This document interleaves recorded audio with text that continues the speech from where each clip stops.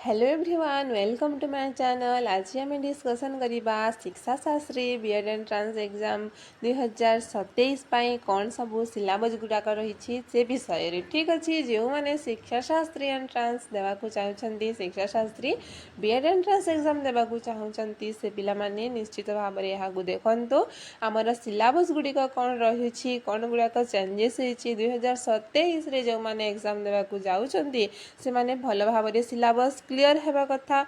जदि syllabus clear न हेबो ताहेले किपरि तमे माने प्रिपरेशन करिवो।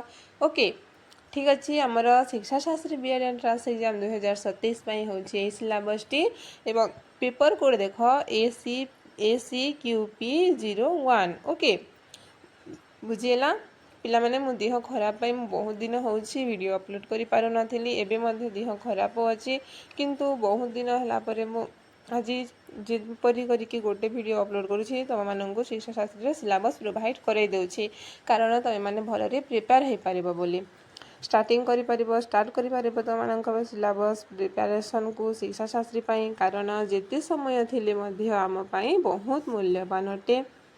एबेरु स्टार्ट करिवो ताहेले जाई कि तुम माने शिक्षा शास्त्री रे गोटे भल कॉलेज यूनिवर्सिटी प्राप्त करि पारिबो करने बीएड करने। ओके तो आमर ये आम जाना फर्स्ट आमर केतोटी क्वेश्चन आसीबो आमर 75 टोटल 75 टी क्वेश्चन आसीबो। गोटे क्वेश्चन को 4 मार्क रहिबो। जदि गोटे क्वेश्चन भूल हबो ताहेले -1 मार्क हबो। ओके जदि ठीक होची ताहेले +4 मार्क मिलिबो। ठीक अछि। टाइम मिलिबो हमको 1.5 घंटा। सबु क्वेश्चन आमर संस्कृत लैंग्वेज रे आसीबो बुझेला। यार 3टी सेक्शन अछि सेक्शन 1 सेक्शन 2 सेक्शन 3। सेक्शन 1 रे आमर सब रहिबो ग्रामर पार्ट गुड़िक। ओके प्रोफिशिएंसी इन संस्कृत लैंग्वेज से ग्रामर पार्ट रोचे आमर फर्स्ट सेक्शन रे कोन रोचे ग्रामर पार्ट ताहा केते क्वेश्चन आसीबो ना 25 टी क्वेश्चन रहिबो। सेक्शन 1 रे 25 टी सेक्शन 2 रे 25 टी क्वेश्चन सेक्शन 3 रे 25 टी क्वेश्चन। ओके बुझेला देखो फर्स्ट सेक्शन रे आमर कोन कोन रहउची सब शब्द रूप शब्द रूपाणी देख हमारा। ओके देख शब्द रूपाणी धातु रूपाणी संधि समास अव्ययभाव तत्पुरुष द्वंद्व द्युगु कर्मधारय नंज बहुव्रीहि बुझी होची। सिलेबस को भल भाव में देखी दिए मुझे कहीदे सब तो बुझी पारुछ ना बड़ पिला हेल्ले किसी बुझाइबा को दरकार नहीं। मु खाली तुम मानक सिलेबस प्रोवाइड कर दूची कहीं ना केते पिला पाखरे सिलेबस न थाई। ठीक अच्छे तो है शब्द रूपाणी धातु रूपाणी संधि समास अव्ययभाव तत्पुरुष द्वंद्व द्युगु कर्मधारय नंच बहुव्रीहि। ओके देन कारकम कारकम राम सब कारक कारक केतोटी अछि कहलो कारक आम केते प्रकार 6 प्रकार ना। ठीक अच्छे सब 6 प्रकार कारक रहिबो 7टी विभक्ति रहिबो। देख कर्तृ कर्म करण संप्रदान अपादान अभिकरण उपपद विभक्ति कृदंतः निजंतः सनंतः तद्धितः। ओके बुझियला।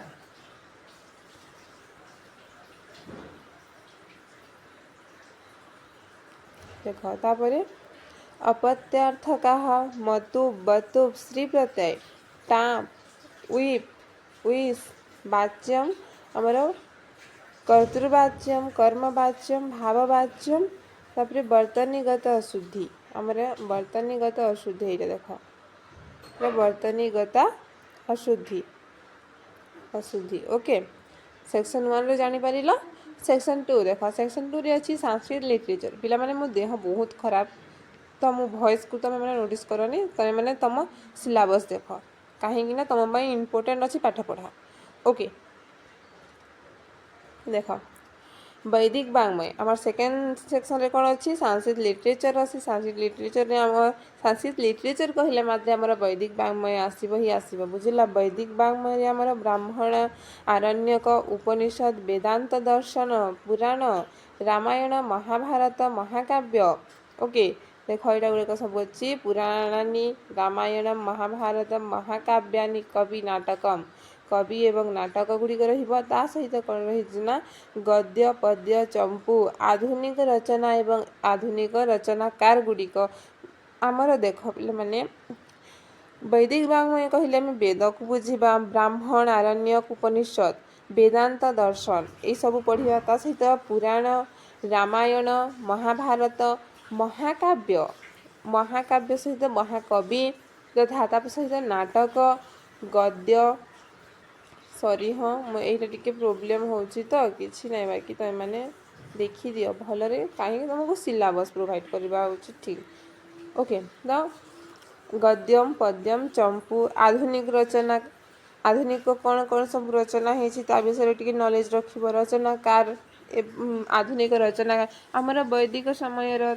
आधुनिक समय सबू जी रचनाकार मान अच्छा समस्त विषय टी नॉलेज दरकार ओके ता सहित आमर सेकेंड सेक्शन जो अच्छी सेकेंड सेक्शन रे अच्छी आमर टीचिंग एप्टीट्यूड ओके शिक्षा शास्त्री थर्ड सेक्शन आमर टीचिंग एप्टीट्यूड से कौन अच्छी शिक्षा उद्देश्य शिक्षा अच्छी शिक्षार उद्देश्य अच्छी शिक्षक गुणा शिक्षण सिद्धांत अनुशासनम ओके अनुशासनम ता सहित अच्छी शिक्षणाभिवृत्ति कक्षा प्रबंधनम शिक्षक भूमिका ओके तापर शिक्षण उद्देश्यानि प्राचीन शिक्षा ठीक अच्छे तापर शिक्षा मनोविज्ञानम तापर शिक्षा इतिहास शिक्षार इतिहास यहाँ कौन शिक्षार इतिहास विषय ओके तापर अच्छी देख शिक्षा दर्शनम शिक्षा समाजशास्त्र तापर अच्छी समावेशित शिक्षा आमर समावेशित शिक्षा कौन ताहा रही देन तापर आम अच्छी शिक्षा नितय शिक्षा नीति गुड़िक कौन रही 1964 1986 एवं 2020 आम NEP 2020 जो नुआ शिक्षा नीति लागू होती रही ओके देख पिला माने मोर शरीर बहुत खराब तेणुक मुझे जहाँ जहाँ करके चेष्टा करके सिलेबस टी प्रोवाइड कर तेणुक एवं आपण कम कि अकॉर्डिंग भल प्रिपेयर हेबे जहाँकि आपण मानक शिक्षा शास्त्री गोटे स्थान अधिकार करने बहुत सहायक हम ओके तो देख जदि मु पारुछि ताहले तो मानक क्लास भी आनिकी आसबि कमेंट करिवो ओके जदि क्लास दरकार ताहले कमेंट करिवो मु प्रोवाइड करिवि आ नहले निजे निजे जदि पढ़ी पारुछ तो बेटर अच्छे ठीक अच्छे किसी कथा नहीं जदि कौन सी क्लास दरकार ताहले निश्चित भाव में कमेंट करके जनइब ओके वीडियो टी को पूरा देखि धन्यवाद thank you for watching okay.